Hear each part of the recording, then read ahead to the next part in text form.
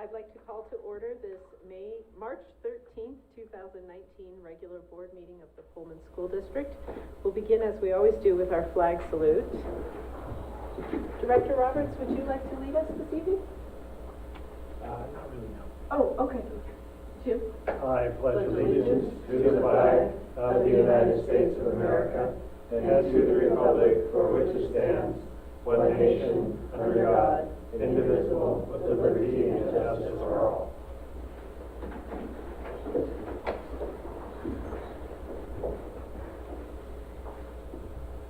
Thank you. Next item of business is approval of the agenda. Superintendent Maxwell, are there any changes to tonight's agenda? There are no changes to tonight's agenda. All right. I move approval of the agenda as presented. Second.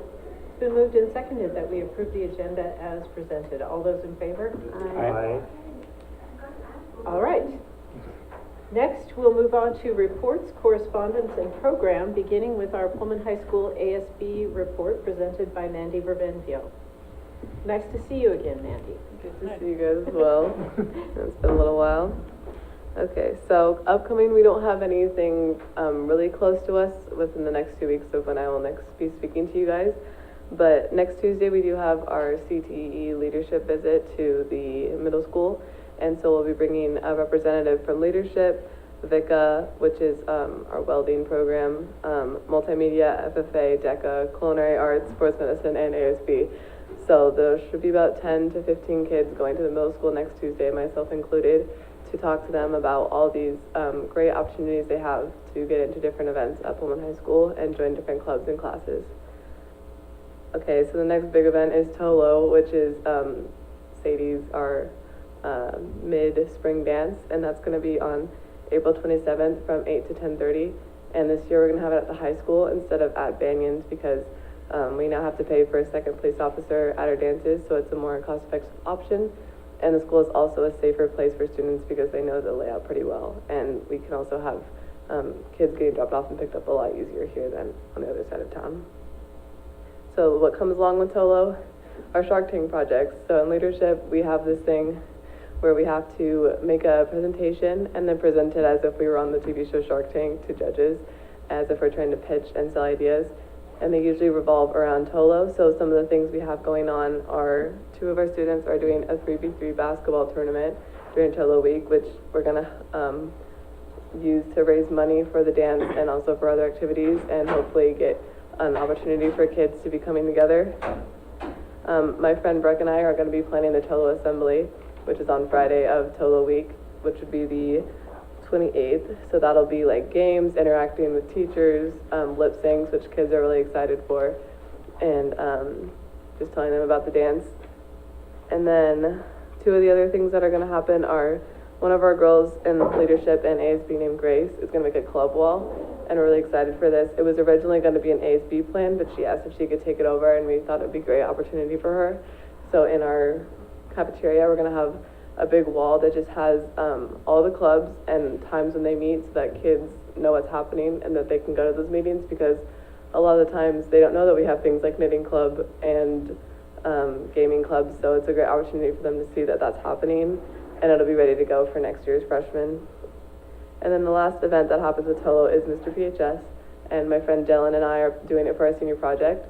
So that is now underway, and we do have a set of contestants that are going to start running, and practices should be starting next week with Mrs. Willie. So that is all I have to report for you tonight, but thank you very much. Thank you. Thank you. Thank you, ma'am. All right. We'll move along to board reports, beginning with Director Roberts. Nothing to report. Okay. Director Everman? I'm sure it'll be mentioned later on this evening, but we went to our meeting today.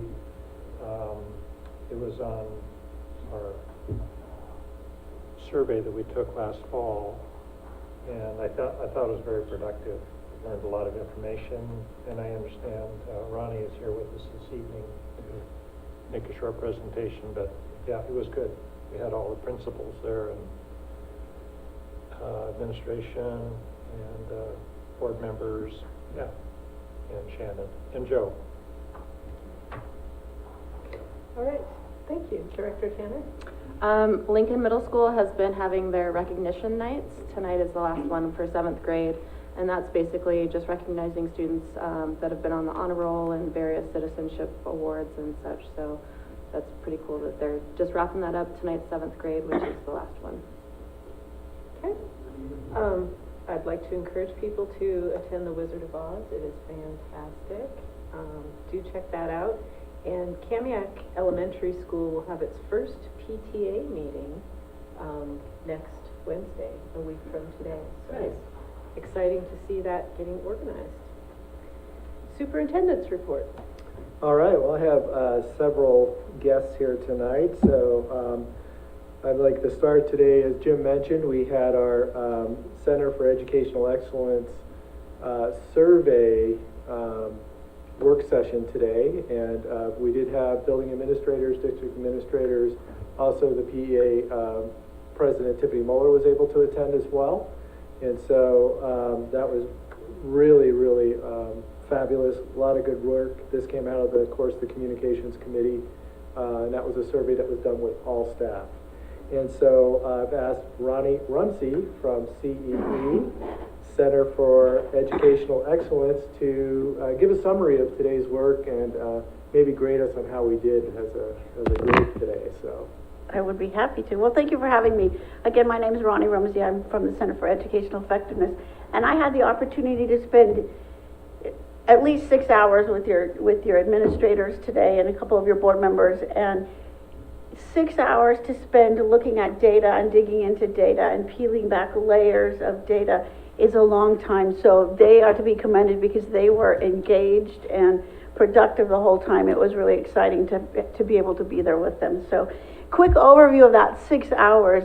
We really spent a lot of time talking about perceptual data and the difference between perceptual data and some hard data, like numbers. Because it's very different when you're looking at perceptual data. It's touchy-feely stuff. It's how a person feels at that particular point in time. And it can change minute to minute, day by day, hour by hour, depending on what has happened in that person's life, in that day. For example, if they're, some districts, they put off theirs after 2 weeks of snow days because they knew that had been stuff going on and they weren't going to get as good a sampling as if they waited another week and things settled back down at school. So that's kind of what happens with perceptual data. It's an opportunity for staff to give their feelings about different things. So oftentimes we get some data that we go, why is that? We don't always know why that data is that way. It's based on what that person's feeling. And what I told the administrators today was, that was one point in time. That was in the fall. I wouldn't say it was real early in the fall, but it was in the fall. So, knowing that you have a few new administrators, school was just starting, you'd put some things in place, the data will look very different than even if we did it today. So keeping that in mind. The other piece is it's not always black and white because feelings are not black and white. It's not like a test score or an assessment score. That you have specific criteria you have to meet. This is just, I feel this way sometimes, all the time, never. Those are the types of answers that the people give. So our database, just for your knowledge, we have a nationwide database that has enough data in it to fill the Seahawks Stadium 3 times. So it is a pretty robust database, so we're pretty confident in the results that we give you back. But we spend a lot of time talking about how our background and our experiences that we have influence how we look at data. So if we come at data with an agenda that we don't like something, we're going to find it in the data. Because that's just, those things show up. It's kind of like when you're looking at cars and you're looking at blue Hondas and all of a sudden all the cars you see are blue Hondas. It goes along that same way. So with this data, somebody could find whatever they wanted in the data. So we really worked on starting with a clear mind, starting with no agenda attached to it, starting with let's just see what this says and move from there. So had an opportunity to look at some things, talk about what people saw, and it was interesting because some people saw one thing in the same picture, somebody else saw another thing, and we were able to then kind of peel back and go, okay, here's how we let go of that. We're going to look at this data. So the very first thing we really started off with was looking at the readiness to change, because in our experience, that piece of the data is the most important, because if you have a staff or a group that is not ready to change, then there's other pieces of the survey that won't be affected yet. So when we talk about readiness to change, we look at conflict, how buildings solve conflict, how buildings problem solve, and does the building have a sense of urgency? So do the teachers in the building have a sense of urgency? Do the teachers in the building feel like there's a process to solve problems within the building? Then we talked about that and we went through that. And then we went to the next step, which is really talking about how I feel about my next door neighbor, how I feel about my instructional practice compared to my next door neighbors. And so there's a piece to that where there's a gap. And this is throughout any district, so Pullman's not unique to that piece. But I feel like I feel like I'm really ready and open to new ideas, but my neighbor's not, or my colleagues are not. And we talked about lots of different reasons that somebody might say that. But the thing that we talked about the most is ask more questions. This data is just a conversation starter. It's just a place it's just the tip of the iceberg. And there's other conversations that can happen as a result of the data that you had. So this is it's like the GPS when you press the button. First, all you have is the map, and then you say, okay, give me the directions. This starts the directions. So it starts the next question, okay? And then I'm gonna go to the next question, and the next question, to find out why a person might have answered the way that they did. What might they need to see in order to change their response to a more positive one? So we looked at that, we identified the gaps. There are some opportunities there for the gap to be closed. We talked about that as a team. Then at the end of the day, we actually went through the whole thing and kind of gave them an opportunity to find their nuggets, because I can find nuggets in there, but I have no context. They have some context around, your administrators have some context around, okay, we've been working on this, so I want to pull this piece out and see what it looks like and move with that. So they had some opportunities to do that, have some dialogue around next steps. We provided them with some tools, because there's a lot of data in there. We could have spent another whole day looking at the data that was there. But the tools were designed so that they could take what rises to the top and look at it and go, yes, I'm going to work on that. We need to look at that. No, we're going to put this aside, even though it rose to the top, because there's another piece that's deeper down that didn't surface that will have a bigger impact. So they got some tools for that. I also gave them some resources on how to roll it out to staff. So here's some activities that you can do with your staff so that you can share the information. We had a long conversation about how do we roll it out to the staff, because this type of data rolling it out to staff it's kind of strategic how you do it, because there's emotion attached to it. So we talked about that. We talked about celebrations and opportunities, and the ones that I surfaced coming into the district the first one was that my principal is committed to quality education, and for the staff, 96% of the staff responded positively to that. So that's a huge celebration. That's across the district to have that response for your principals.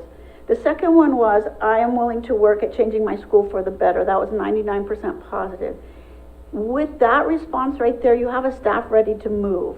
You have a staff ready to make some changes and dig in and do some of the hard work that as you're working on strategic planning, that will be necessary.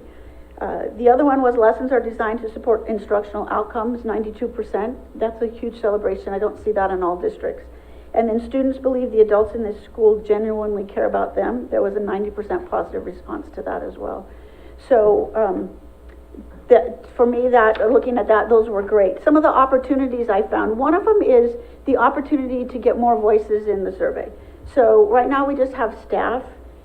My one recommendation is that you include staff, students and parents as well, because the students have a voice. And it's really important to look at what teachers feel and what students feel, especially to make sure that they're lining up. Because sometimes as teachers, we think it's one way and the students are thinking it's another way. We want it to be here and not here or here. We want it to be all the same. or as close as possible. And if we're not listening to the students, we don't know what would make them feel. For example, if the question was, I feel safe at school, we don't know might make them feel safe. I was in a district yesterday and they just went, we've done everything we can think of to make this place safe. And I said, it could be social media. You don't know until you ask those questions. But that's a piece of data that you don't have right now that would be really important to get. We also looked at a tool that we've developed that takes all of the items and you can disaggregate it by years of service in the building, years of service in education, to look at how different groups responded to things. So you can go, okay, here is my opportunity. The opportunity is not the people who are way over here and really negative. That's not your opportunity. They're pretty set in what they believe. And the same goes with the people who responded pretty positively. They're pretty committed to the positive piece. It's those people in the middle who haven't committed to it being one way or the other. They see that positive piece sometimes, but not all the time. So we talked about that in the opportunities, and especially in focused professional development, where there's some pieces where, depending on how long a teacher's been in the building, there was some opportunities just to work with that particular group to impact what they're seeing or hearing and move to a more positive place. The other piece we looked at as an opportunity was providing training for meeting the needs of diverse student population in our school. And for me, looking at that question, I then went, okay, I want to see what the diversity is in the school. I went to the OSPI website and pulled up your numbers where I would normally look for diversity. They're really small. So if I was looking for a diverse school district, I wouldn't pick Pullman. But that doesn't mean you don't have diversity. So it's important to have the questions around, what does diversity mean? Because it could mean ethnicity, it could mean poverty, it could mean homeless, it could mean LGBTQ, it could mean kids who live over here versus kids who live over here. It could be single parent families. I mean, diversity could mean a lot of different things to different people. So really defining what is diversity in Pullman. So we talked about that as well. And then, just let me make sure I hit all the notes I wanted to make sure I hit for you. Then we talked about next steps. What are the next steps? You've got a lot of data here, and if you do nothing with it, it's worthless. Data not used is just data that just sits there. So we talked about some of the next steps, some of the conversations to have around the data, how to effectively share the data and incorporate it into their school improvement plans and the strategic planning process. Overall, I don't have the opportunity to work with staff for 6 hours very often. I usually get 90 minutes to try to put all of this in and have them get to the point they got to. It was so exciting to be able to hear the conversations that were going on at a deep level about the data, and your administrators being able to pull back and look at it through a lens of, okay, it's data, what can we do with it, what do we need to pick to make our next steps. So it was a great day. So I thank you for having me. I would love to come back sometime and work with the staff again. So any questions for me? Thank you. You're welcome. Thank you. It was a great day. Thank you. Thank you, Ronnie. Yeah, so I did have a few questions. Okay. So I unfortunately couldn't make the meeting, and so I apologize for that. I mean, I think the hour-and-a-half version would have been great, just because I could probably have made that. The all-day thing is a little difficult. It's like drinking through a fire hose in 90 minutes. So. No, I totally get it. Yeah. I just, a whole day is hard to Sure. pull. So what was the overall response rate from the district? Did you get responses from everyone, or was there No. a lag? That was one of the things that we talked about, was the response rate. It wasn't as high as we would have liked, and that's not unusual for the first-time administration. A lot of times, because they haven't seen the data before, they haven't seen results from the data before, they don't know how it's going to come back to them. When I say they, it's everybody. Until it's made as something they've seen, they know that something's going to be done with it. It's typical that we have a low response rate. I would say we had, 50 I can't remember, we had it figured out. So we worked on some strategies for how do we roll it out next time to make sure that the response rates increase. So it was around 50%. 50, I think so. Was it that low? 50? Yeah, it was at least, probably a little bit less than. Yeah. And were there any areas that you felt were underrepresented as far as like different types and qualifications of staff? I mean, was it pretty balanced as far as the returns you got, or were there some populations that were kind of overly represented or under? I think they were all underrepresented. The Kind of classified. uniformly. Yeah, well, the classified staff, I think, that's another thing that we talked about was decide who's gonna get the survey next time and make sure that they know that they need to take it.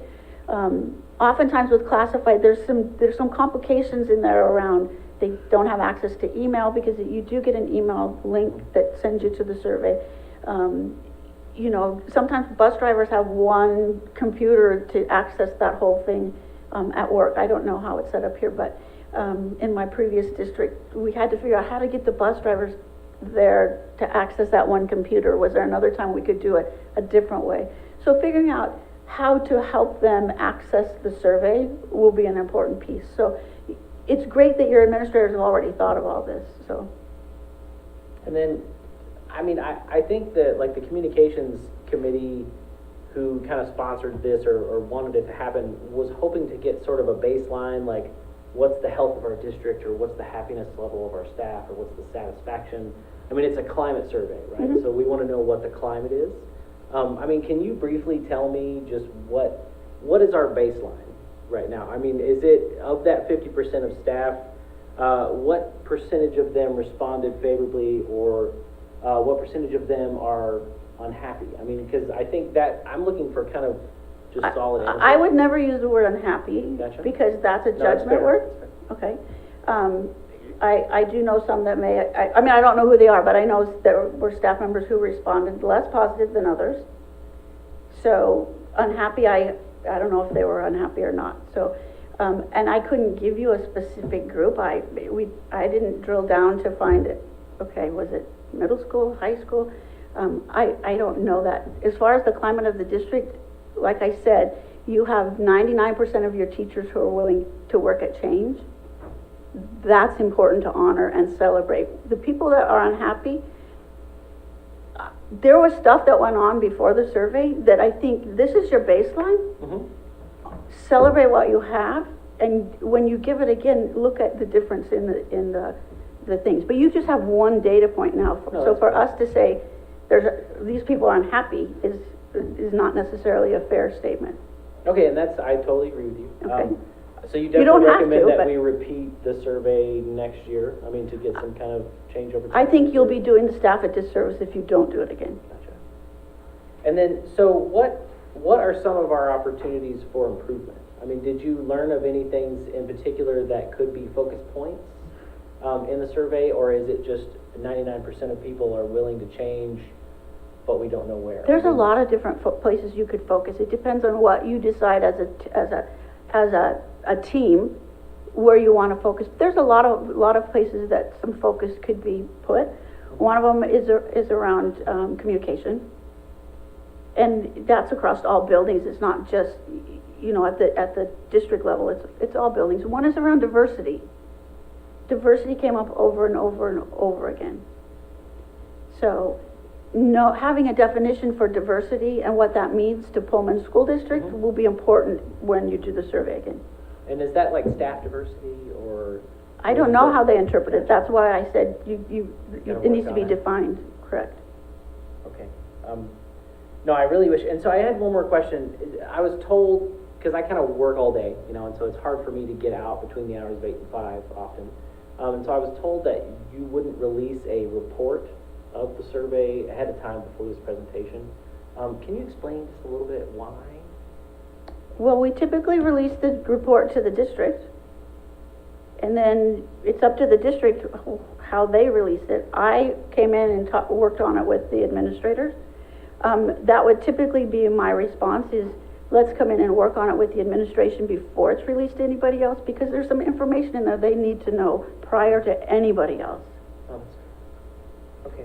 And then is there a precis? I mean, is there a brief summary of the findings, or is it just that entire report is it?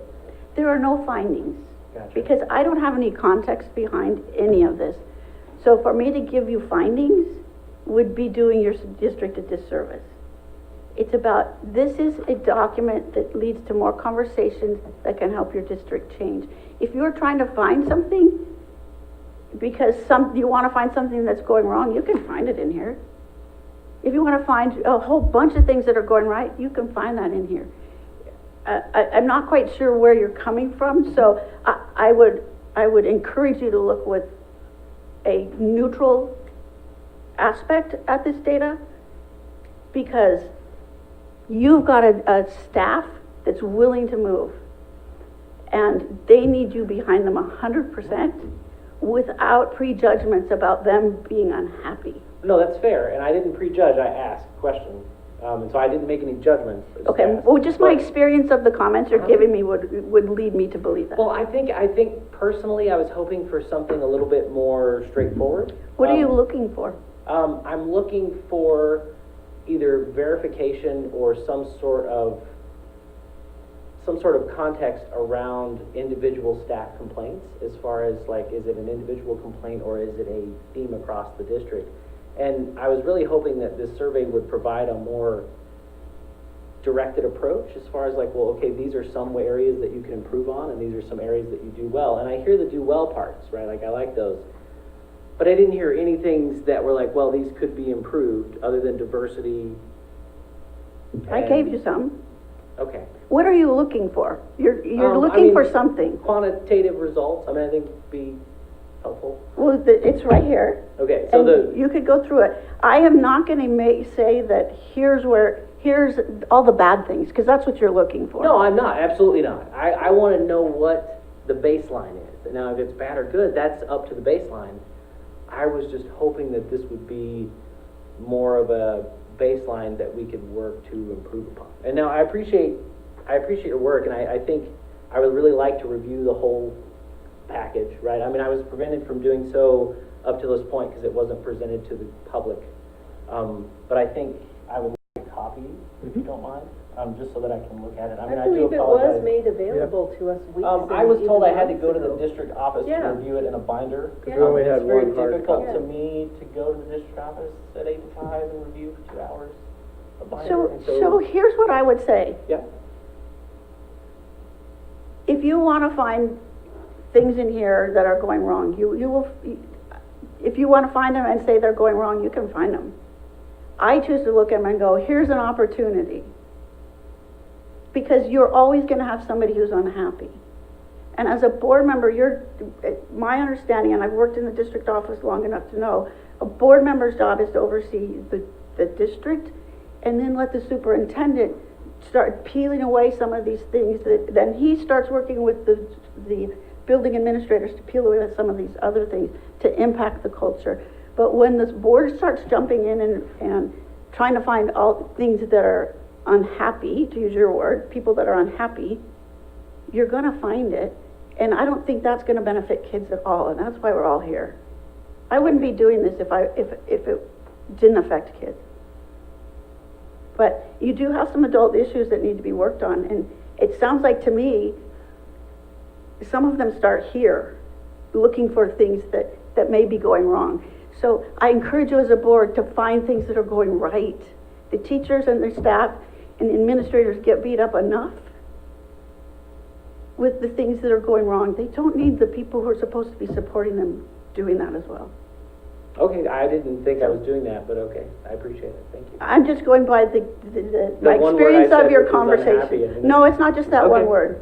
No, that's fine, So- thank you very much. You're welcome. Thank you, Ronnie. Thank you. All right, next up, a couple things. I did make a handout for each of you.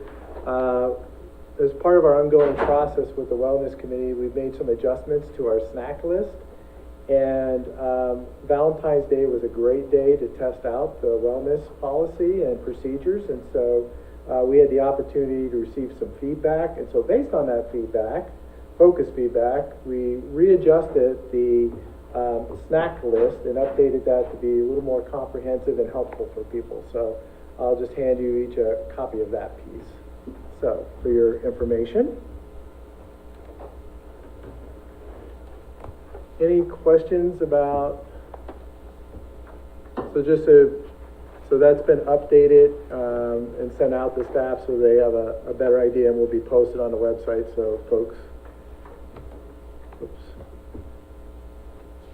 Okay, Ryan, I lost my connection. If no questions, so I'll go on to the next. Construction update, KAMIAK and LMS. So with KAMIAK Elementary, we're moving right along. We are on schedule. Of course, with the snow, our outside work around KAMIAK is going to be delayed, and so mid-April is going to be our substantial completion date, which for the inside of the building, we'll probably make that date. For the outside of the building, it's going to have to wait till the weather gets better so we can do the landscaping and such. LMS, we put out an RFP for architects that might be interested not only in giving us an idea of a remodel for LMS, but also for proposed transportation maintenance co-op. We received 3 different architect firms that are interested in that, and I think tomorrow Joe and I have it scheduled to use a rubric and go through and take a look at who we think may be eligible to produce bids on one or both. And so we're continuing to move along that path. That will also help get us, for the transportation co-op, be able to get that information into a grant application to the state, and for LMS would give us an idea of what the cost might be if we were to run a bond. Okay. All right. The next piece I want to talk about is the in-district transfer requests. I will pull up a report here. All right.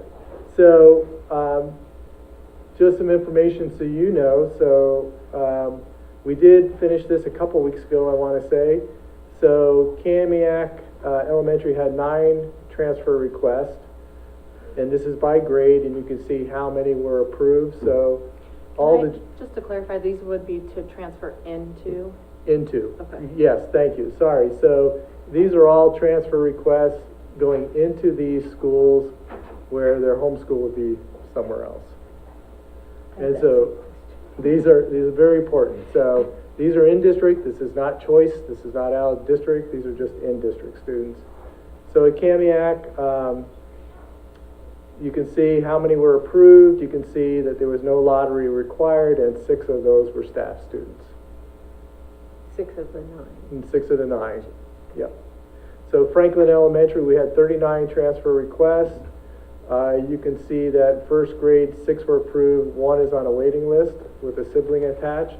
So if it was a sibling, it was a first grader, plus there was a sibling who was probably either a 4th or 5th grade. You can see 5 were approved in second, 10 in third, 5 approved in fourth, 4 on a waiting list, 3 approved in 5th, and 5 were on a waiting list.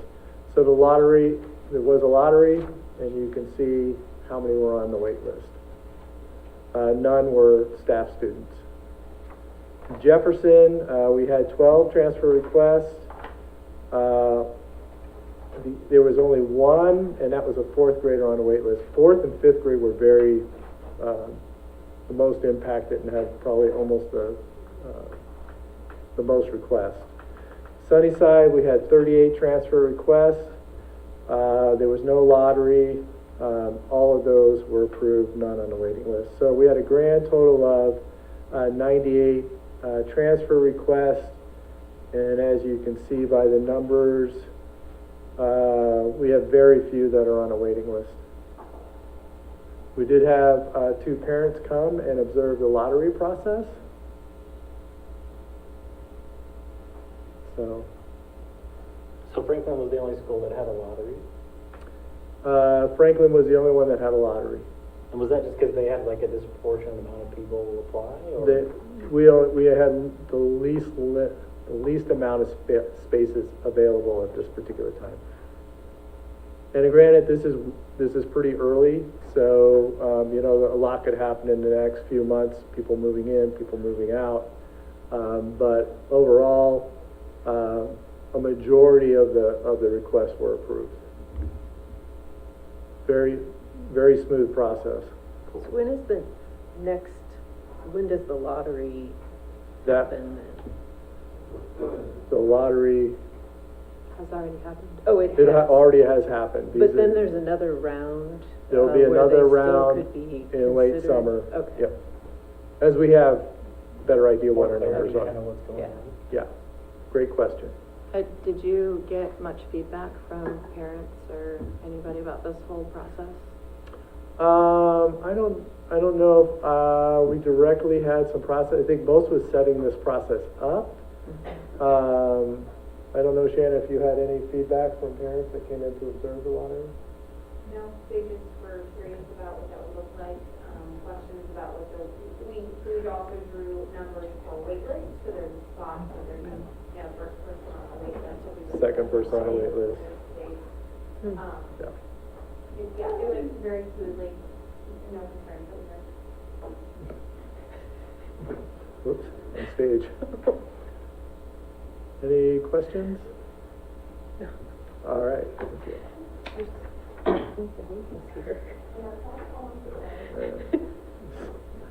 I think that's part of our report a little bit later, Yeah. so. So one of the things that I also get to be the pleasure of is at this time I'd like to invite up to the podium Robin Hendrickson, our paraeducator extraordinaire from Franklin Elementary Library. So Robin, would you come up to the front here, please? So I get to, Ms. Bray, her principal, is unable to be here tonight, so I get to do the proxy. So if you don't know, Robin was notified, or recommended by, not notified, you were notified as well. But Ms. Bray wrote a letter. Every year, Washington State has a classified employee of the year recognition program. It's done by regions first, then you go to state. Well, our region is 101, Northeast region. That's 59 school districts. 59 school districts. Robin was selected to represent the 59 school districts of the Northeast Washington State in the regional classified employee of the year. So here's some flowers for you.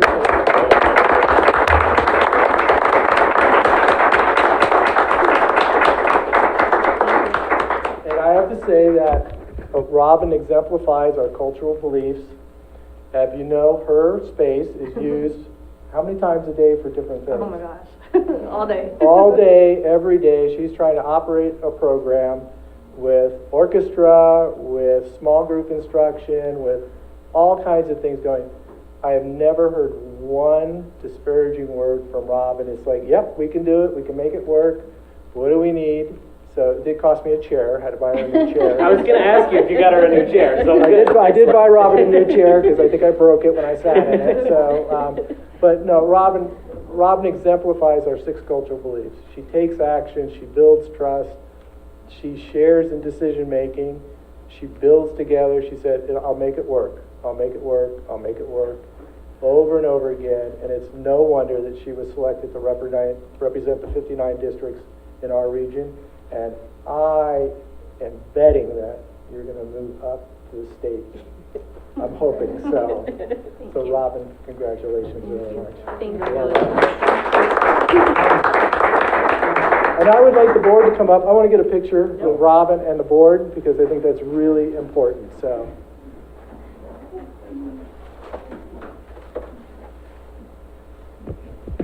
Okay, get together a little closer. So.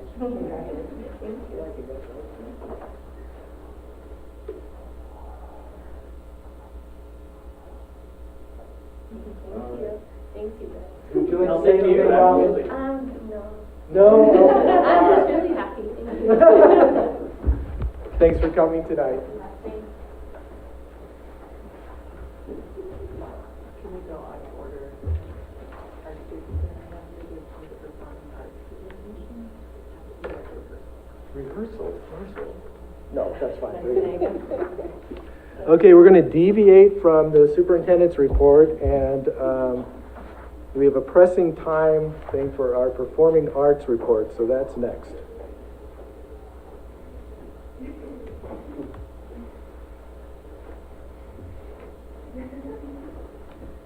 Hi, we are representatives of this high school, and it's arts community. As you can see, we're currently wearing our Munchkin costumes for the Wizard of Oz play. Hi, I'm Megan. I'm McKenna, and I do both drum club and choir classes. I'm Marissa, and I've been in PHS choir for all 4 years I've been here, and I've been in drum club for 3 years. I'm Whitney Wizard, and I've been doing drama for this last year. I'm Ellie. I'm in orchestra as well as drama club for this year.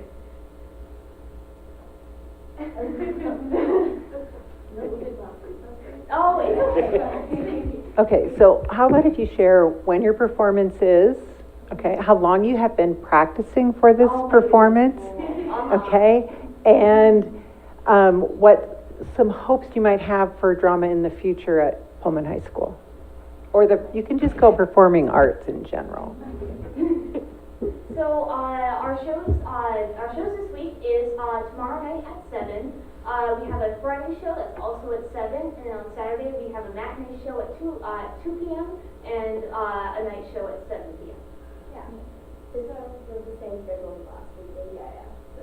So we all auditioned for the play in December, right before winter break. So we've been working on this for a long time, and it's looking really good. We're really proud of the product that we put out for everyone. Yeah, our opening week was awesome. I couldn't have wished for it to have gone any better. Yeah.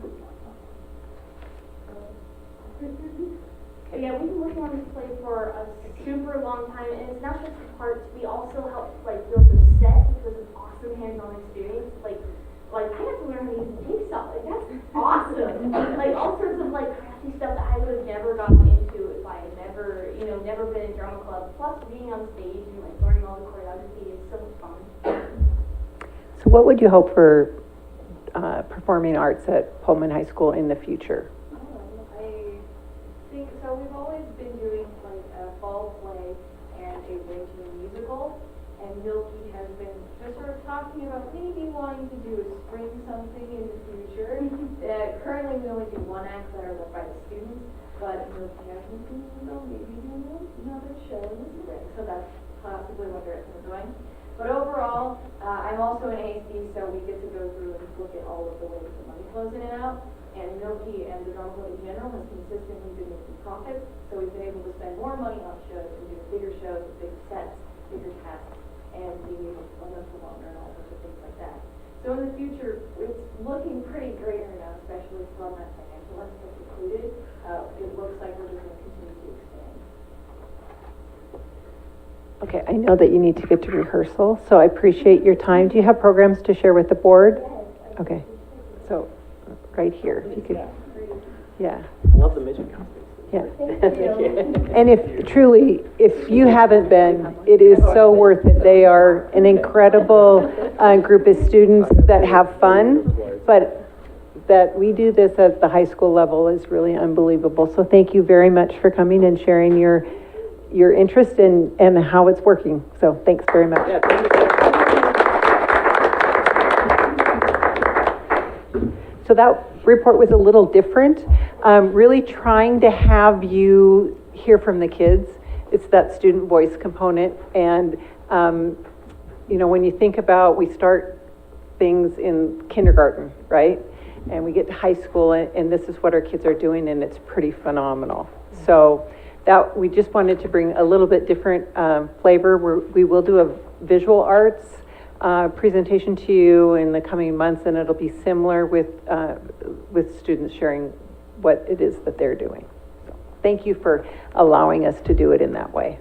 Well, thanks, Roberta. Thank you, Roberta. Actually, I planned on attending that this weekend because of your ringing endorsement last week, and you told us it was Yeah, excellent, so I always like to go twice because I want to see the other cast, because they all, Oh, they switch off? they switch Yeah. off. So, yeah, they have different roles, but it's a different, so I always, wizard, one guy's doing the whole thing. yeah, because the You other just made a wizard. great gets it, wizard. yeah. Well, he is a fabulous wizard, Yeah. so. If anybody can pull it off, it's Roland, so. The last part of my report, and then I'll hand it back over to Allison. So one of the things I did want to share is one of the things that we've been wanting to do is start to take our cultural beliefs from our staff and then start working that into the community, so the community is aware of what we've been working on. We've initially started this through presentations at Kiwanis, Rotary, Lions, also making high fives available for folks to share those on our website. So as part of that, really wanted to create a video to start talking more about our cultural beliefs and the process and as an introduction. And so I'd like to show that tonight. This is something that Shannon and Dave, our intern, have been working on. In August of 2018, all district staff attended a session with speaker and consultant Vince Martinez, who focuses on organizational change and growth. He talks about committing to change and what it means to be accountable. He also introduced us to above and below the line behaviors, that is, behaviors that either set us back or move us forward. Then we started the tough conversations, addressing the perceptions and realities of our current culture and what we want our culture to look like. In October, Vince returned and we took a deeper look at our district's culture and values. As a team, all staff brainstormed negative cultural beliefs or perceptions held by staff, as well as what we want to change that cultural belief to. Every staff member had the opportunity to be heard, and each got to vote for the concerns they considered to be the highest priority. Then we split into groups to develop cultural beliefs to define who we are as a district or who we aim to become.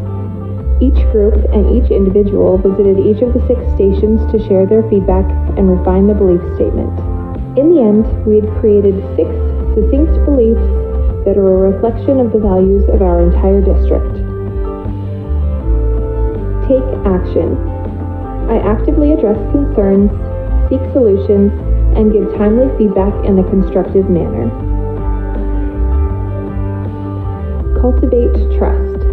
I value, trust, and respect all. Mutual respect. I recognize and value the beliefs and experiences of all. Build together. I collaborate and compromise to accomplish shared goals. Shared decisions. I provide and accept input to guide decisions and influence policies. Students first. I prioritize resources based on what is needed for the success of every student. Our community can get involved too. Support our staff and our cultural beliefs by sending us a high five. Community members can send these kind notes to staff members to publicly express gratitude and appreciation for the work that they do. High five submission info can be found on our website. This is a great way to recognize our staff and support our 6 cultural beliefs.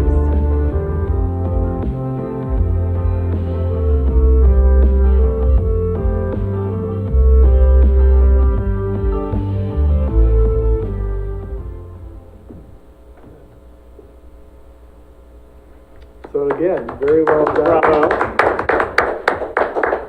I think they did a great job, and that's something that's been on our... What has lasted? The Wizard of That's, Oz. we're gonna save that for next month. So also just to let you know, right now we, about every 6 weeks, we have a phone-in conference with Vince Martinez, and we talk about what's kind of going on in our district, what are some things that we just brainstorm different ideas, what we can do to continue our journey. Vince will be coming back, tentatively scheduled for August 22nd for a whole day with staff. or possibly the 26th. His oldest daughter is getting married, and she's having trouble figuring out which day she's going to be getting married. But once she has that down, we'll have for sure the correct date. So, but Vince will be coming back to spend another day with us. One of the things that, again, get that on your calendar early if you can make it. We would definitely appreciate board members attending. I think it'd be very valuable, even if it's for a short time. And we're talking about other ways to extend that out in the community. So maybe bringing in the mayor, some key folks from our community as well. Good. So Who's a part of the phone call every 6 or so weeks? typically Roberta, sometimes depending on our schedules, and Shannon. Okay. And you? And me. Okay. Yeah. I'm always there. Depending on who's available, we tend to get together and then kind of dialogue and talk about what's happening, what are some things that we can do better and keep improving on. So. Great. Yep. All right. That finally concludes my report. Thank you. You're welcome. So next up, All right. back to you and ELB. Yeah, next up we have our English Language Development Program report presented by Assistant Superintendent Roberta Kramer.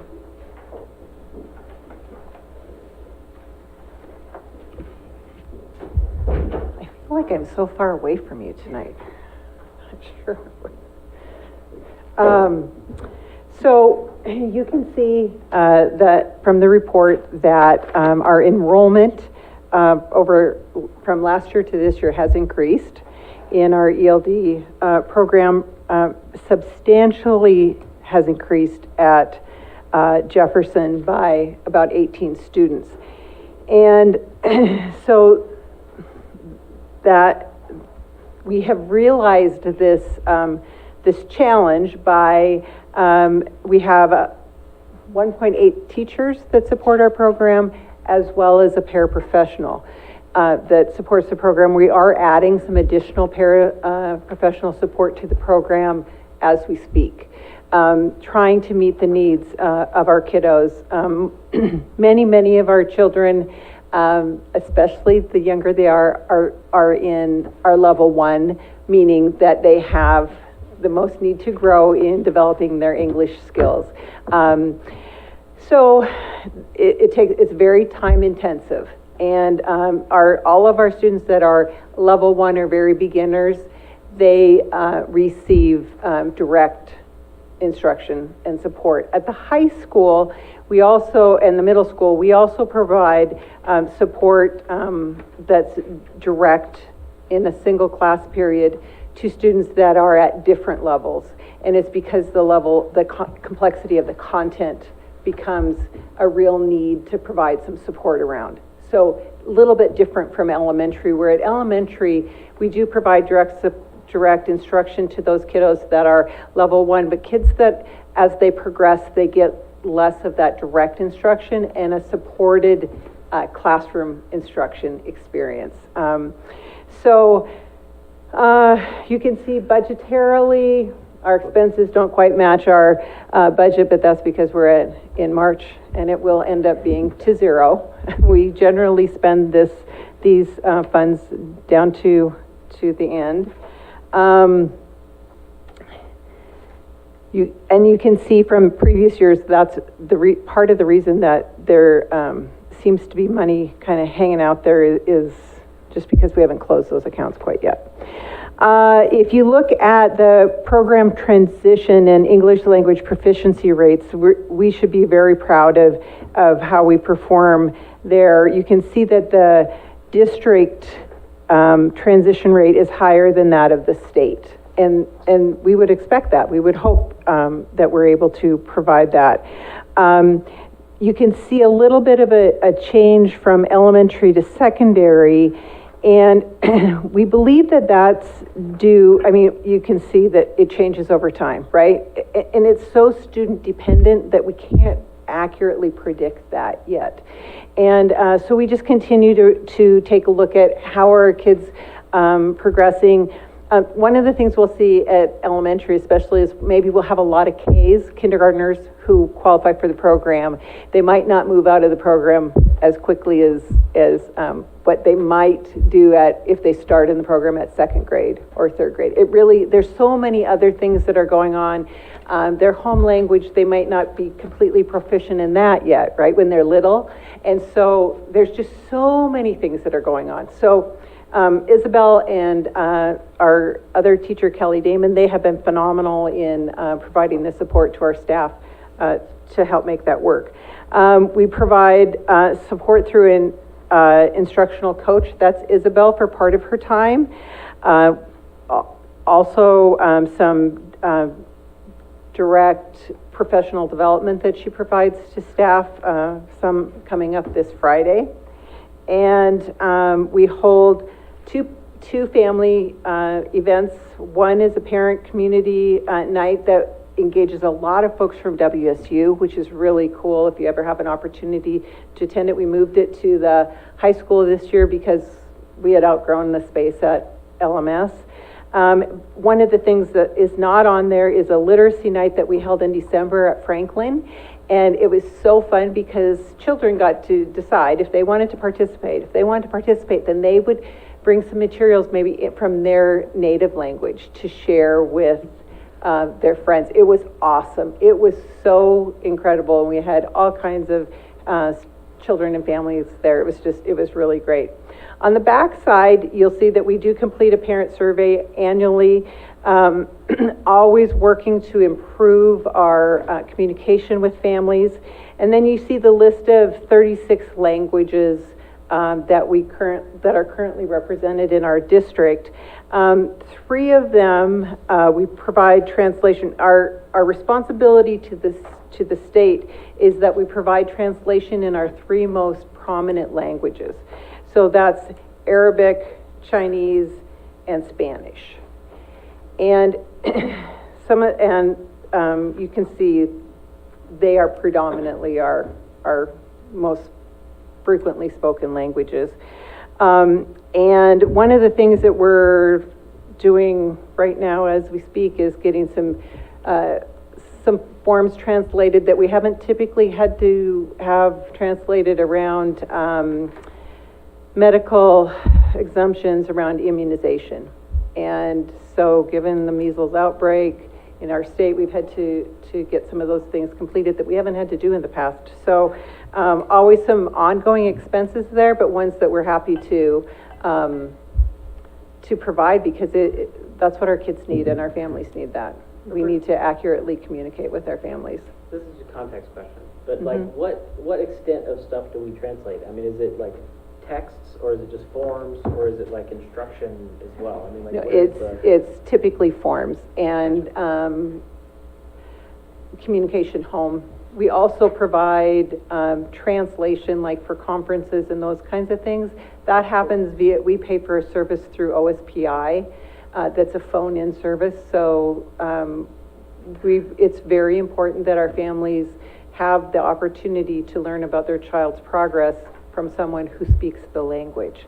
And that also has the background in education to be able to provide that translation. So we do that as well. Yep. Any other questions? Pretty sure I'm going to go sit down and come right back up here for a few other items tonight. So thank you. Thank you very much. Thank you. Thank you. Next on the agenda is the visitors section. This part of the agenda is for anyone wishing to speak before the board, either as an individual or as a member of a group. Visitors addressing the board will go to the microphone and state their name and address prior to presenting their information. The board will listen and may offer clarification, but will not discuss the topic at this time. The board may consider moving the topic presented to a future meeting date as a discussion item. Please keep your comments civil and respectful and limit your remarks to 3 minutes. So if anyone here would care to address the board, now is your time. And I am not seeing a great rush to the podium, so thank you for attending the meeting, and we'll move to the next section, which is the consent agenda. To expedite business at a board meeting, the board approves the use of a consent agenda, which includes items considered to be routine in nature. Any item which appears on the consent agenda may be removed from the consent agenda by a member of the board and voted on separately. The remaining items will be voted on by a single motion. Tonight's consent agenda consists of minutes, overnight field trip request, warrants, professional and personal services contracts report, personnel report, transfer requests, and budget status report. And I would now entertain a motion regarding the consent agenda. I move approval of the consent agenda as presented. Second. It's been moved and seconded that we approve the consent agenda. All those in favor? Aye. Thank you. The consent agenda is approved. Next, we'll move on to our action items. Action items have been previously discussed by the board. The board will now take action by motion. There are 3 items tonight. The first action item is the 2019-2020 enrollment projections presented by our fiscal manager, Diane Hodge. So as you know, our enrollment drives our projected apportionment for budget, and last board meeting, I presented 2,770 FTE for our projected budget, and so we're asking the board to approve 2,770 FTE for our budget. Thank you, Diane. That was a good, succinct summary. I love the finance presentation. Bam, bam. I mean, we went over this in the finance committee, and I totally agree with the numbers, and so I would move that we approve the enrollment projections. Second. Thank you. It's been moved and seconded that we approve the enrollment projections as presented. Is there any further discussion? Hearing none, all those in favor? Aye. Is anyone opposed? No one is opposed, so the enrollment projections are approved. Thank you. Next, we move on to policy 3122, excused and unexcused absences.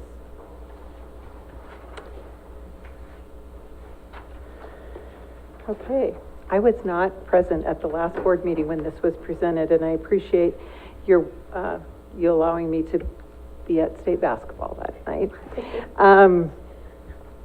So based on the feedback from the last board meeting, there is a change in the policy.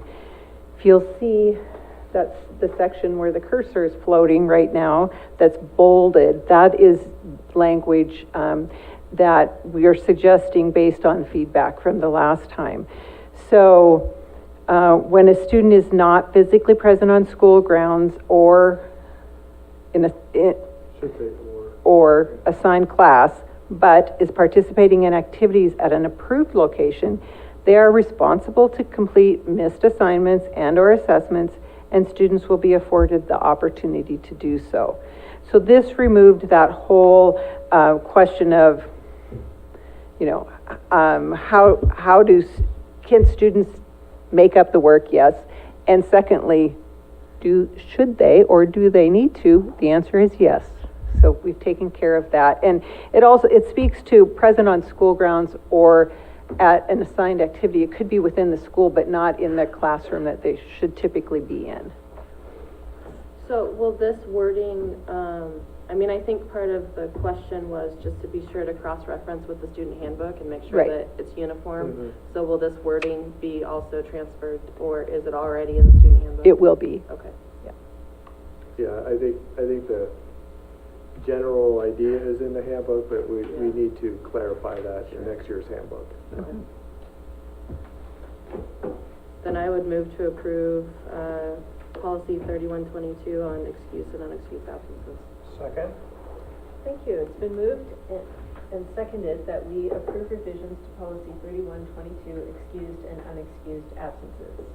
Is there any further discussion? Hearing none, all those in favor? Aye. Is anyone opposed? All right, thank you. Those revisions are approved. And to finish out, Roberta, policy 3241, classroom management, discipline, and corrective action. This policy was also brought to you at the last board meeting that I was not at, but as you know, This policy refers to significant changes that have been made in the discipline rules for our state. And so this is our first set of changes. We will be back with this policy again prior to school starting. I would expect that they'll have the model language out to us relatively soon. The language in this, for this particular iteration, is around constitutional protections and rights of students, and then also making sure that we've got some components in place so that kids can continue to gain credit or get credit for work that they're doing when they're off campus. You know, I've been at this job for a while, or this kind of work for a while, and it used to be that kids would get suspended and they could lose an entire semester. And it's a pretty difficult conversation to have with students and their families, to say, gosh, yeah, you are going to be way behind graduation credit-wise. And I think that this affords kids a lot of benefits while also encouraging behavior that we would expect at school. I think it's a good marriage of the two. So. I move approval of policy 3241, classroom management, discipline, and corrective action. Second? Thank you. It's been moved and seconded that we approve revisions to policy 3241. Is there any further discussion? I did see, so what kind of changes do you expect before the school starts? There's major or they're pretty major. There's some around exceptional misconduct. We have to lose that terminology. But there's some pieces, it will all turn out okay.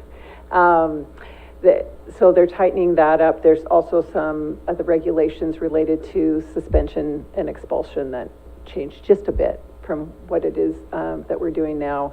Also requires that we have a community review.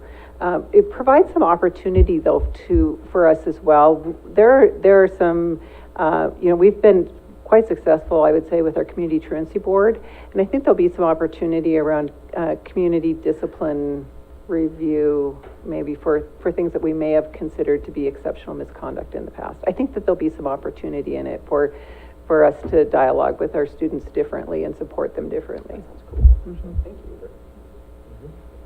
Yeah, I appreciated your remarks, your perspective about decades of change, because I can remember well in the era when I attended high school here in Washington State, and students being simply kicked out like 3 days before the end of the year, and too bad you lost that whole semester because you got spring fever and skipped English or whatever. So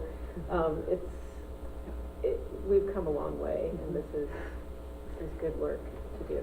So, all right. So it has been moved and seconded and discussed. All those in favor? Aye. Is anyone opposed? All right, thank you. Those revisions are approved.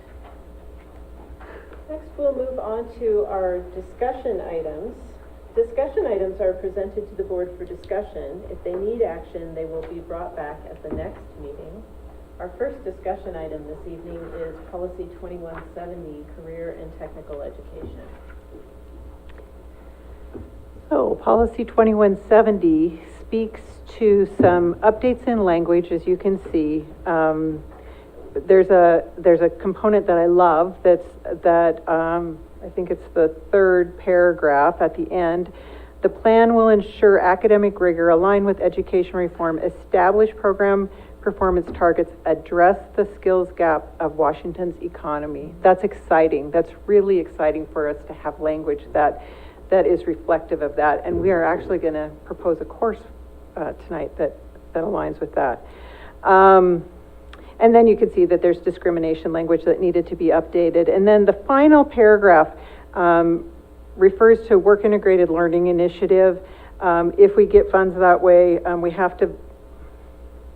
we'll comply with the regulations. Right now, we're not in a position for those funds, but should we be, this language allows us to. I'm happy to answer any questions about this or refer them to Mr. Franklin, who's in our audience. Well, I was curious to hear more about what a work integrated learning initiative might look like. Second. And I looked that up, okay, because I was interested in that too, and didn't find a lot, except that it's high demand grants, Chris. That's the only thing that kind of comes to my mind. So the state will occasionally identify areas that there's high demand, and maybe it's medical field or computer science or things like that. And so then that's where then we would have an opportunity to apply for some of those kinds of projects.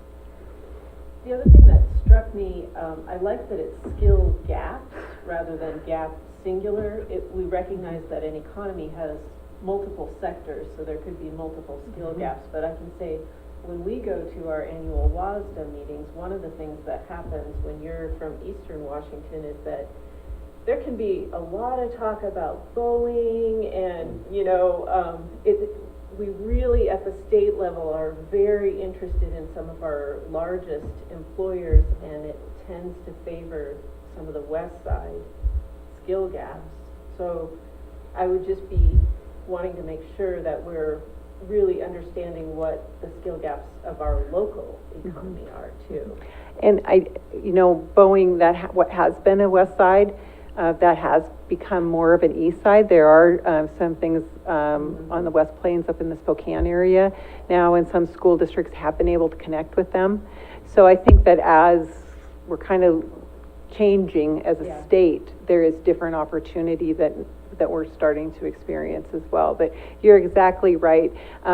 We have to, part of Chris's work is to help to identify some of those areas, and then to work to align those needs along with our interests of our kids, because sometimes there can be things that there's a big gap in that our kids are not at all interested in. So anytime, just to clarify that. Could you actually come to the podium though too, Chris? Sorry, I want to make sure that we capture your for the remarks record. here, yes. Every 5 years, CTE programs have to be reapproved. So anytime I have to resubmit it to OSBI, skill gap has to be addressed. So this is clarifying the state law. So state law says advisory committee members have to address skills gap when they approve the program for the next year. And so that's kind of aligns this with state law. So, before I can submit anything or get it approved through OSBI, it has to be talked about in the advisory committees with the skills gap. So that's a new thing. So the policy is affirming our practice. Correct. Yeah. Okay. Yeah. Chris, on the advisory committee, are there people from the community involved in that as well? So program advisory committees are composed of industry people, and it could be students, parents, but industry workers. So if you're taking like the CAD, it has to be someone who's doing CAD. Or the sports medicine is the physical therapist, the doctors. It's those industry people, because that's what guides the curriculum. So, great question. That's awesome. What sort of funds are available for work integrated learning initiatives? Great question. I don't think we know that. Do we have any plans to take advantage, or what would that look like in Pullman is another question I have. That's a new thing. Yeah, it's new, and we really, the legislature included it in their language, in their brief revisions last year, so we're all kind of waiting. To see what that We're exactly hopeful. is. Yeah, we're hopeful. It all depends on. So we have to wait for the budget then, and then see if they actually fund it. They send out grants randomly throughout the year. Perkins grant, we do apply for that one, but that's not a work integrated grant. But so as they come out, we'll probably have more details on those. But they're fairly new. Go Google that, because I'm super curious. So thank you very much. Yeah. Thanks, Chris. All right. Thank you. Next discussion item is policy 2413, equivalency credit for career and technical education courses. Okay, this is a minor revision, but a very important one considering what our next discussion item is. This change is all related to removing language that requires concurrent enrollment in Algebra 2 while taking AP Computer Science, and we're going to propose AP Computer Science to you this evening. And I think that that's important because if it's required, we are going to say there are only certain kiddos that are eligible to be in the course. And I think it's important for us to speak to the needs of a wide range of students. And then another piece that is so important to the work that we do is the addition of language to allow students to receive math or science credit for taking AP Computer Science.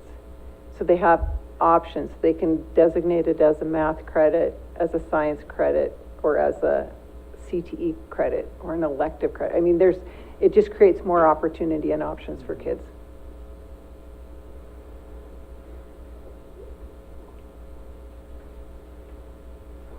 Could it be CTE and math or science, or is it No. No. Okay, because I know there are some CTE courses that are both, I have to look at it specifically. oh, okay. Because I get that it could be math or science, but I thought CTE was one of those things where something could be CTE and. Doesn't have to be either or, like it could be used for. No, I've been to lots of sessions No. on that, Yeah, no, you can get, Kelly, she has taught me all these years. I think I know this. I'm not positive, but I'm going to try it. So you can, they have to pick one or the other, but it can meet more than one graduation requirement. See, I've been paying attention to her. Okay, so it's like both. Yeah, so you might have a it's only going to count as a credit once. One credit. One Yeah. credit. But it can meet more than one graduation Yes. That requirement. was the either or I thought about. Yes. Yeah, so that's what it is. Yes. Yeah. Okay. Good. I'm glad you were. Glad you were here, Carol. Yeah. Yes. Well, especially when I'm going to be tested. Yeah. But we have been through all of these different kinds of credits over and over, and that's one of the pieces that we've defined. Yeah. Yeah.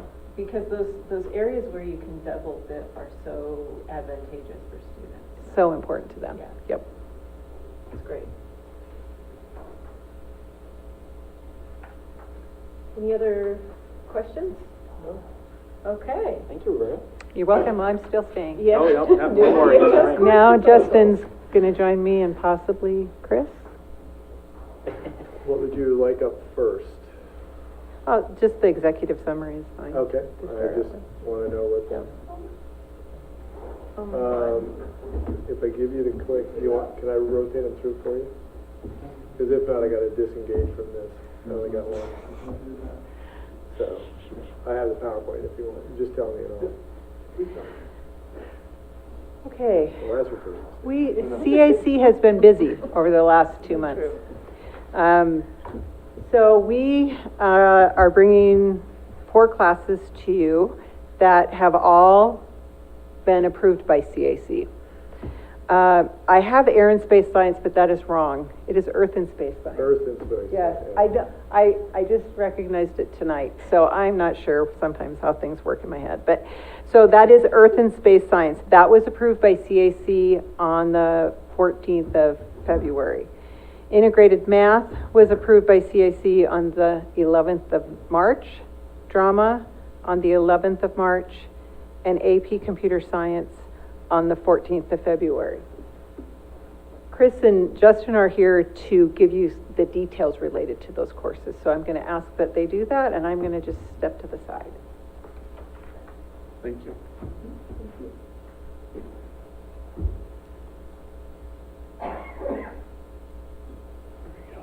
Good evening.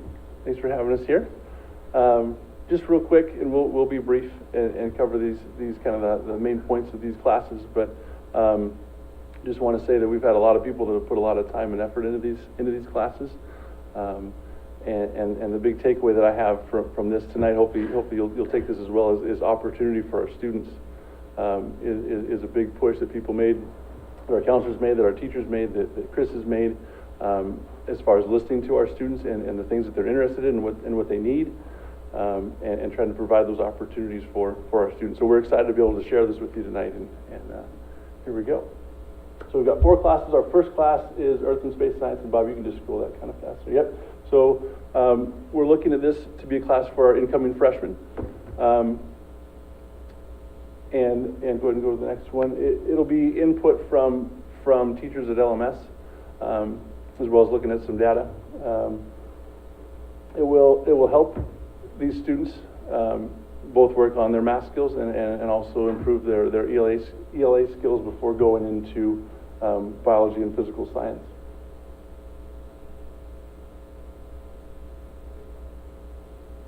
For all these classes, we've got a piece on there just on our school improvement plan, just so that you know that it does fit in. And this course specifically will be an intervention targeted for a certain population of students.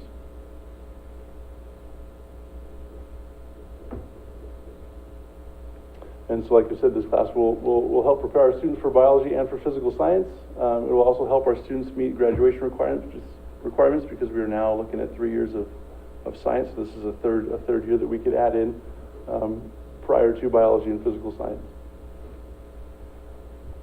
As far as instructional materials, everything is pretty much taken care of with what we used with NGSS, and so teachers feel confident they can use that as well as supplement with other things that they already have. And we're looking at having one section of this class offered this year, this coming year. The next course is integrated math, and this course we're looking at as an intervention between Algebra 1 and Geometry. And now some of our students coming in will have taken Algebra 1 in the middle school, some take it as freshmen at the high school as well. Go ahead and go to that, Bob. But it is independent of grade level. It tends to be, this class would tend to be a 9th and or 10th grade for that level of student. Again, there's our piece with our SIP. And what we're looking to do in this class is give our students that foundation that they need to help them with state testing and as well help them with graduation rates. We've noticed that if a student comes in and has struggled in algebra, having them take algebra again isn't always the best remedy for the situation. And so this class is a nice way to be helpful there. We've got a line outside. The Tin Man is outside. So we would look at, this again would be for a targeted group, students that are in Algebra 1 that did not pass Algebra 1 with a C or better, either at Pullman High School or at Lincoln. And we're also taking recommendations from our teachers at Lincoln and PHS as well.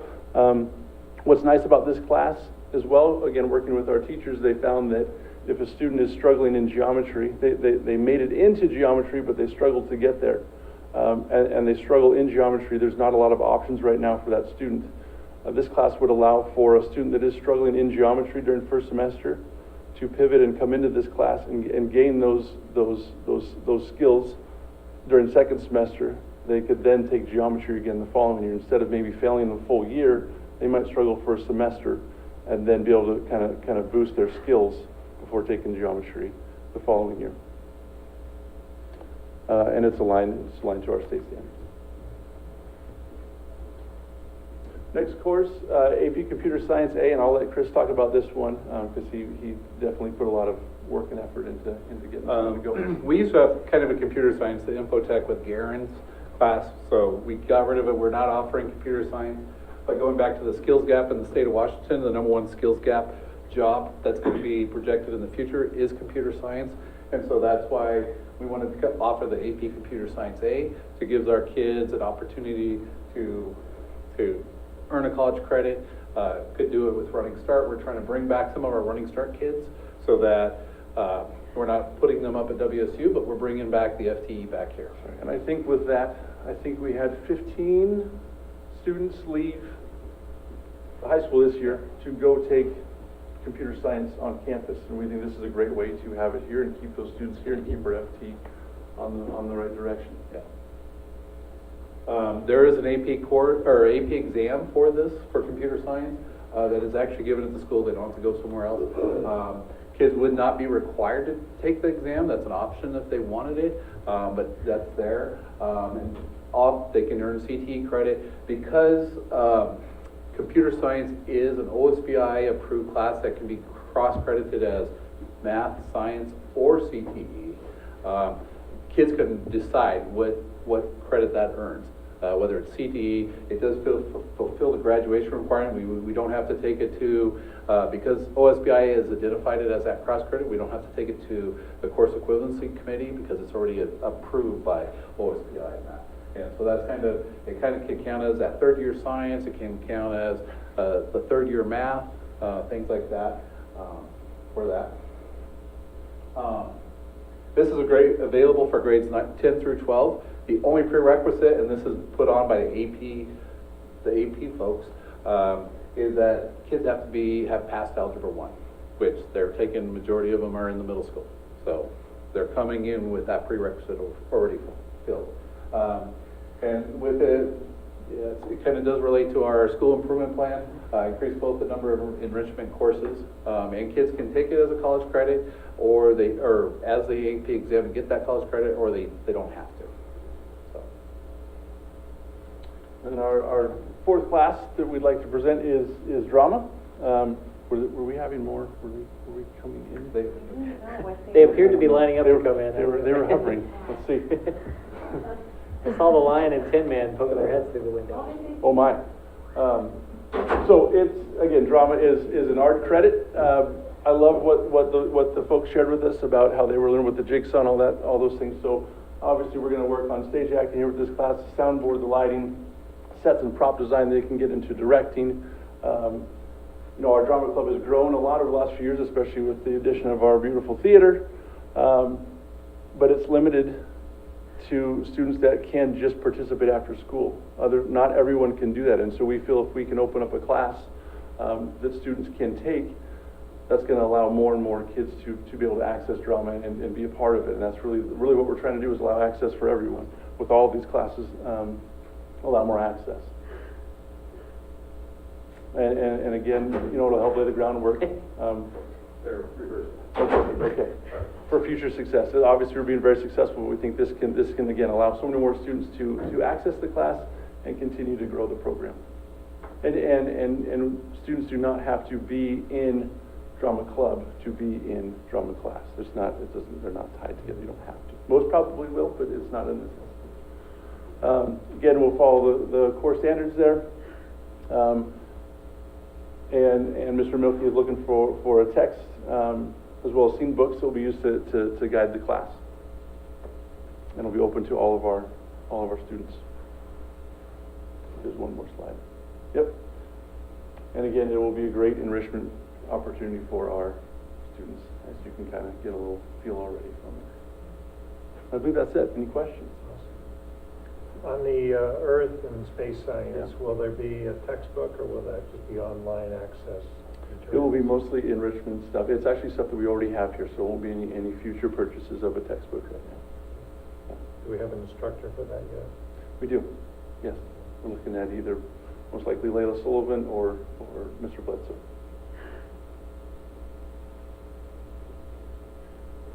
So Justin, do you anticipate additional FTE staff for this, or are you looking at swapping out certain courses, or a combination of the two? Very, very good question. Actually, besides the CTE course, so with the math and the science and the drama, we're looking at doing some swapping out. So example with the integrated math course, instead of having 4 algebra classes, we'd have 3, and this would then incorporate that other spot. Same thing with the science. Instead of having however many physical science or biologies we'd have 1 less, and this would be catered towards a certain population. Now with the CTE class, we do have a teacher for that. Joanna Brown has volunteered to go through the training and get the training for that. What that impacts is chemistry, and we just have to see what the register. She doesn't think her numbers are going to be very high next year, and so she's kind of supplementing, trying to get that, and then if we can get that groundwork started, then if we have more chemistry the next year, then we'll look at other options. And just so the board's aware, last year we also tried to get computer science, so we had set aside FTE for that, so there's still FTE available for no one applied for the job. Right, nobody applied, but we do have funds set aside for computer science, or if we're swapping out and we see a need for chemistry, if we could find another chemistry, we could add one. Yeah. So, I mean, Johanna saw that there was a posting, didn't see, we feel that she was resourceful in her thinking to help with this. Great work, guys. Awesome. Really exciting. Should be really good. Yeah, we're excited about it, yeah. And I just want to add, this is a tremendous amount of work just to bring one course, but to bring 4, and I don't know if we remember from last year, but one of the things we were having a lot of student conversations at PHS, the arts and drama were one thing that we heard over and over again, so I really appreciate working a drama class in to meet the needs of what students were asking for. And same thing with the AP computer science. I think the more AP courses we can offer, the more kids will stay at PHS rather than going to Running Start up at WSU. Yep. I would just like to add to that, because it is 4 is a lot, and we've had quite the team of people with Mrs. Glaze and Mr. Franklin and our science teachers, and a lot of people put in a lot of time to make this work, and I love to see that. I love to see that we're listening to our students and what we can do to provide opportunities for them, so it's great. I just gotta say, it's a phenomenal amount of work on a tight timeline. Yeah. You're One pretty more responsive to me. One more question. Did you say something? On the science and earth, Yes. earth and space. Earth and space. Do we have a syllabus for the course, or is it too early yet? It's a little bit early. Okay. Yeah. We've got a course description. They're starting to build that, but it's not finished yet. Okay. Yeah. Yeah. So it'll be. Yeah, and I feel really confident in that. Of course, one of the pieces that we discussed at CAC was with that course, for there to be a team, whoever the teacher is and Grace, because it's really about kids being able to access content that's at their level, and so Grace will really provide a lot of support to that. And then with the integrated math course for Johnny to be an integral part in that, and the high school was more than willing to say, yeah, we want to work in partnership. Another important piece for both of those courses is that we're not sure that those are long-term needs. They're a need right now. We're watching our colleagues at the middle school doing some work around math that may shift the need for both the Earth and Space Science and the integrated math course. So that's promising as well. So it's kind of an experiment. It's an experiment, but it's one that we're not sure how long into the future the need will exist. I'm going to bring a course to you in 2 weeks. That's the graduation level assessments in mathematics course that we ran as a pilot this year. That is, but there's not the urgency for us to bring it to you tonight, because that course is for a very select group of students who get invited to the course.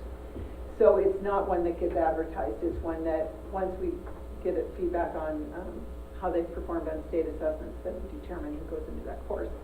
So what I'm really pleased with is the work that the high school is doing in being flexible to what the students' needs are. Okay, let's take a look at the data now. Let's make a decision based on what our data is saying, what our kids are saying to us, and moving that forward, and not waiting to, just kind of sitting back and saying, gosh, we know we have this problem. No, they're very proactive and wanting to get in there and be responsive ahead of time.